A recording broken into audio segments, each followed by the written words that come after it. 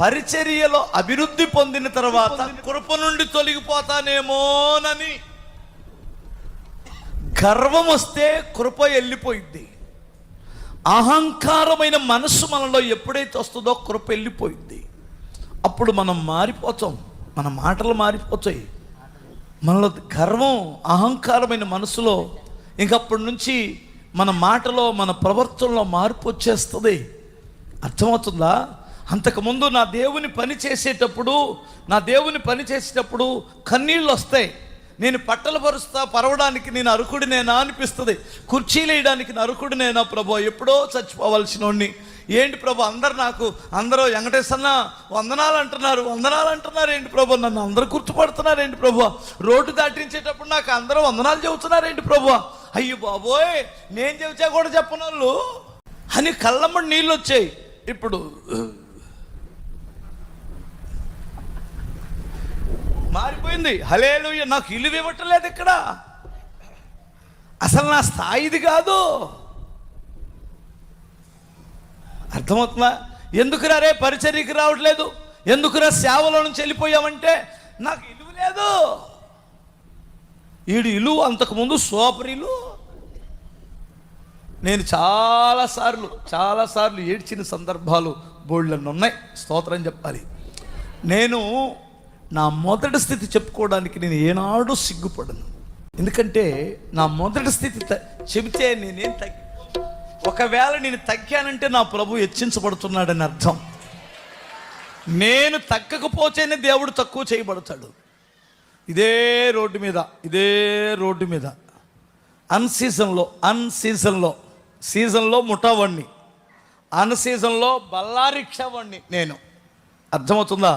ఇదే రోడ్లో ఆ పత్తి మిల్లుల్లో ఉన్నటువంటి గోతాలు కట్టలు ఉంటాయి. కట్టకు 10 రూపాయలు ఇస్తారు. 5 కట్టలు దొరికినాయి అంటే ఆ రోజుల్లో కట్టకు 10 రూపాయలు అంటే 50 రూపాయలు. ఎక్కడికి వెళ్ళాలి? సంగడగుంట, నల్ల చెరువు, డిఎస్ నగర్ వైపు అక్కడికి వెళ్తూ ఉండేవాడి. ఇటు నుండి ఎక్కడైనా రోడ్డు ఆ బస్సులో నుండి ఏదైనా 4 బస్తాలు పడితే తక్కువ అక్కడికి వెళ్ళి వాలిపోయేవాడిని. నిక్కర మీద ఉండేవాడిని నేను. ప్రియులారా, మీరు గమనించండి. నేను ఈ రోడ్లో తిరుగుతున్నప్పుడల్లా కొన్ని 100 సార్లు నా కళ్ళమ్మటి నీళ్ళు తిరిగిపోతున్నాయి. నాకు గుర్తొచ్చినప్పుడు స్తోత్రం చెప్పాలి. ఎందుకంటే మనల్ని ఎక్కించే దేవుడు కానీ ఎక్కిస్తే దించే దమ్ము ఎవడికి లేదు. హల్లెలూయా. దించడానికి 100 మంది ప్రయత్నం చేశారు. ఏమండి, ఎంత ప్రయత్నాలో. అందుకనే అటన్నిటిని ఎందుకులేని అర్థమవుతుందా? నీ సేవలో ఎదురైనా ఎన్నో సమస్యలలో నా బలమును చూచుకుని నా బలం చూసినప్పుడు నేను పోరాడలేను, నేను మాట్లాడలేను, నాకు తెలివి లేదు, నా జ్ఞానం లేదు, నాకు ఆ యుక్తులు లేవు అని బాధపడిన సందర్భాలు బోల్డెన్ ఉన్నాయి. వాటన్నిటికీ ఏకైక జవాబు ఏంటంటే, భారమైన నీ సేవను ఇక చేయలేనని అనుకొనగా ప్రధాన యాజకుడా యేసు నీ అనుభవాలతో బలపరచితివి.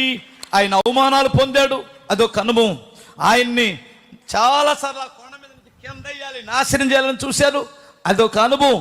ఇలాంటి ఆయన అనుభవాలు చదివితే ఎక్కలేని బూస్ట్ వచ్చేసింది. స్తోత్రం చెప్పాలి. ఈ శరీరం ఎదవ శరీరం, స్తోత్రం చెప్పాలి.